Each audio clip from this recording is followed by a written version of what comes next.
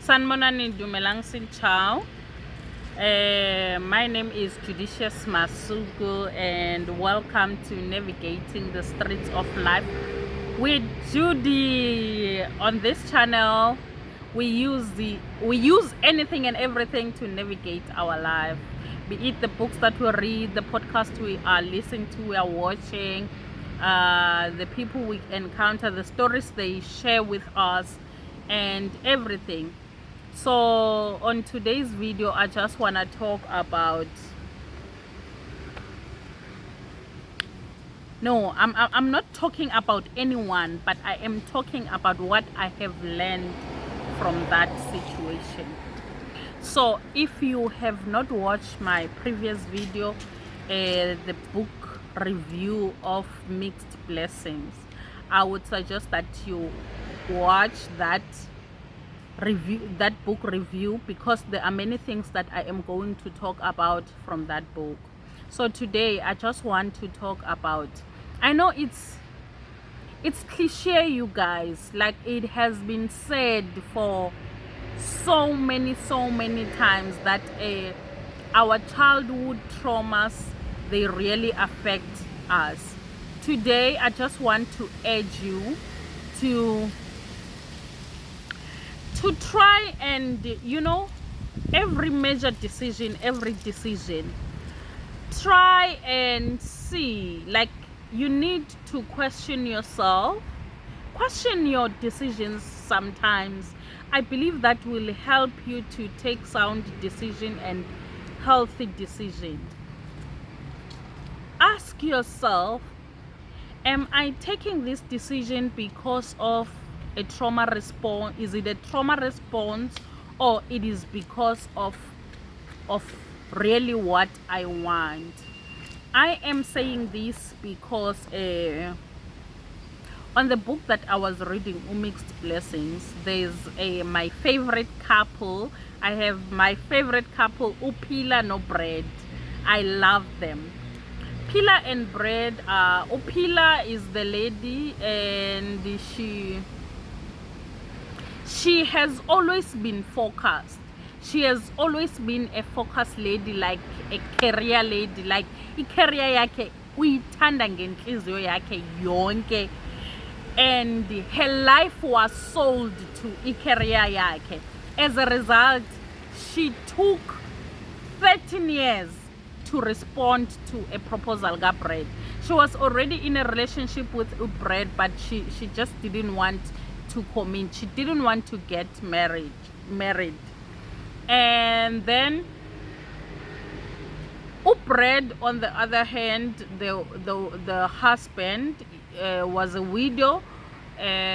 He was 60 something years with 2 kids who are already grown up, and he is about to be a grandfather now suddenly.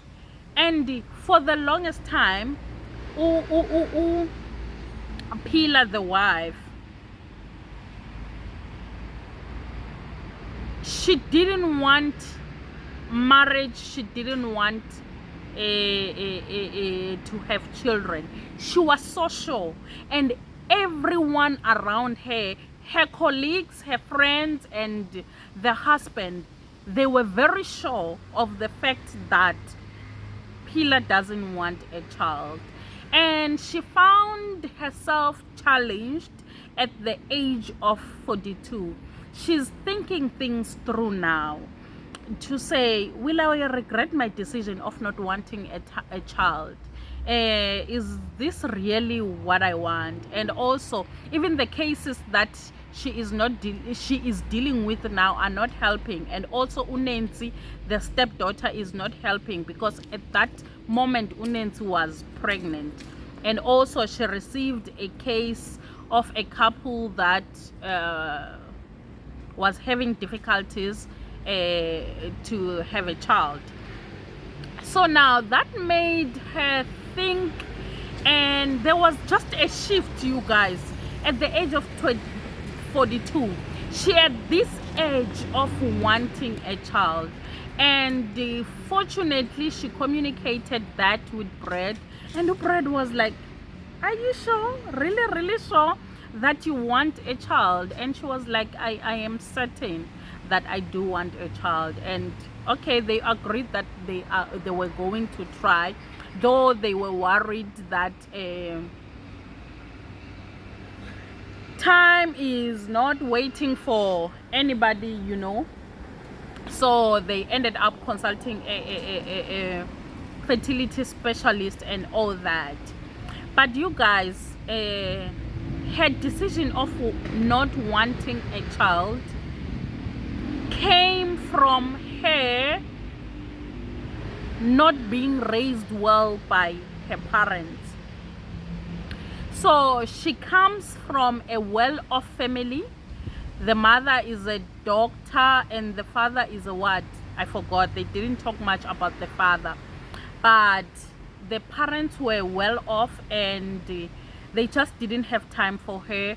They sent her to boarding school, and even or during school. Hey, Dimbuzwane, la mosquitoes, I need to leave. Even during school holidays, there was really nothing they were talking about. Like, she did not have a bond with her parents. It was like, are you doing well at school, and what are you doing, this and this and this? You need to improve your maths, you need to improve your English, you need to attend this class of extracurricular, you know. So her relationship with her parents was just like that. And I think at an early age she made a decision that, you know what, I don't want to bring a child on earth and not do the right thing. She was afraid that she will repeat the same thing her parents did. So now, and also, if we don't deal with our traumas, like they go from generation to generation. Also, now, eventually Brad and Pila consulted the fertility specialist and they were treated and they ended up conceiving, like having, okay, they conceived the first time, they lost the baby, she got a miscarriage. That was the saddest time of their lives, and also it was the saddest time for me as the reader. And then they tried again after some time, and now they conceived. They got twins, the type of twins that are separate. The fertilization happens the same time, but it's different eggs and different sperms. What fraternal twins, ne? They call fraternal, I'm not sure. And then they get those twins, and then it's fine. Pregnancy, during childbirth, the boy, so it was a boy and a girl.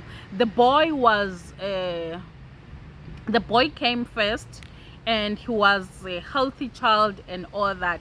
Even during my checkups, the gynecologist or the doctor, pediatrician, whatsoever, did mention that the boy was bigger than the girl. Okay, and then during childbirth, the boy came first and then the girl came second.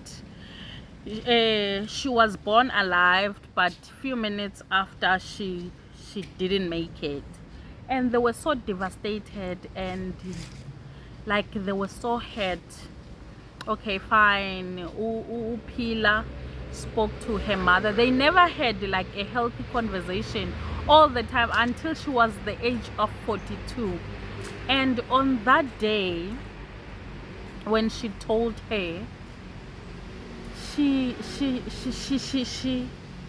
was introduced to another side of her mother. The mother was so sympathetic, and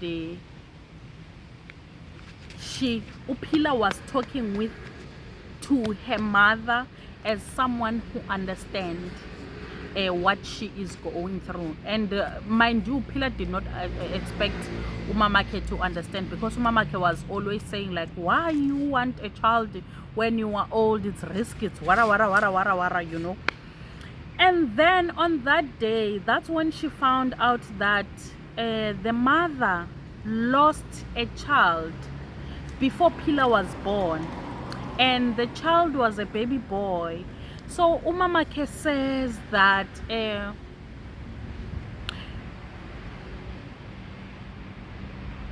that experience broke her. It broke her to a point that she couldn't bond with Upila, because she thought she was going to lose her, and that experience made her not want to connect and bond with anyone, especially children. And Pilar was now the only child, and Pilar was like, I didn't even know that I had an older brother who passed on and all that, you know. It was only revealed in that moment. So this is to say that we need to deal with our childhood traumas. The pain, whatever thing that you remember that was a pain, try and face it, try and deal with it, because now it is, look, Pilar's life and perception on family and just parenthood and bringing children on earth was largely influenced by what the mother went through, because now the mother had lost a child.